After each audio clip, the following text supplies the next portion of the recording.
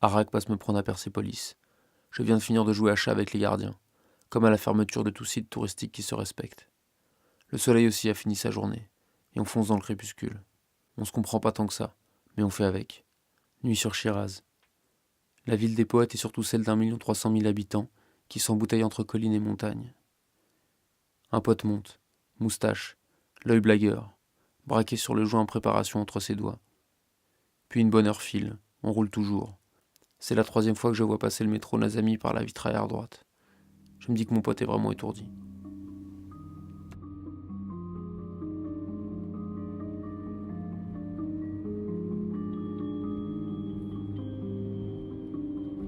Et puis je finis par comprendre qu'en fait, on va nulle part.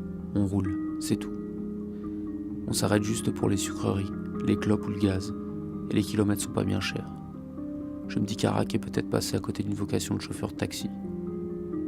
On erre et on accélère dans la nuit de Shiraz, sans trop savoir pourquoi, mais ça me va bien. Et si lui aussi il y trouve son compte, alors tout est parfait. On parle juste pour commenter ce qui se passe, sur la route, comme ces gens qui s'intéressent à la table d'à côté, au resto, parce qu'à la leur il n'y a rien à signaler.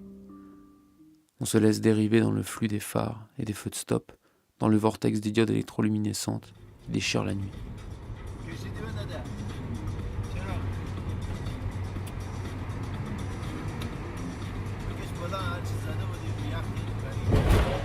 Une voiture touche le rétro, c'est l'événement.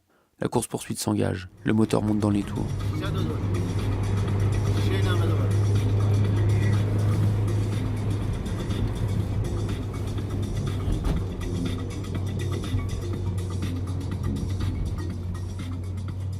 Puis on perd le mec. On change de chanson. Nouvelle phase. Trafic fluide. On flotte. Il est bientôt 11h. Alors du coup, on se paye une dernière traversée, vers un hostel. Pour la première fois de la soirée, on a un objectif. Il me dépose et redémarre, quand je réalise que je viens de passer une grande soirée Kerouac avec Dean Moriarty. Le lendemain, je retrouve Masha la couchsurfeuse, à 5h. Elle est au volant. Elle propose de rejoindre des potes pour une soirée. Pendant qu'on roule, je lui raconte la veille et elle sourit. La version iranienne de l'errance motorisée, ça s'appelle le dor-dor.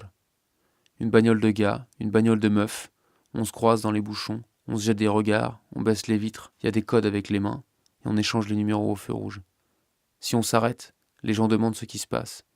Il faut boire et conduire, c'est plus sûr. Quand on arrive en bas de l'immeuble du pote en question, elle me dit que c'est pas la peine de descendre. C'est chez ses parents. Deuxième soirée dans la caisse, sur le parking de la résidence.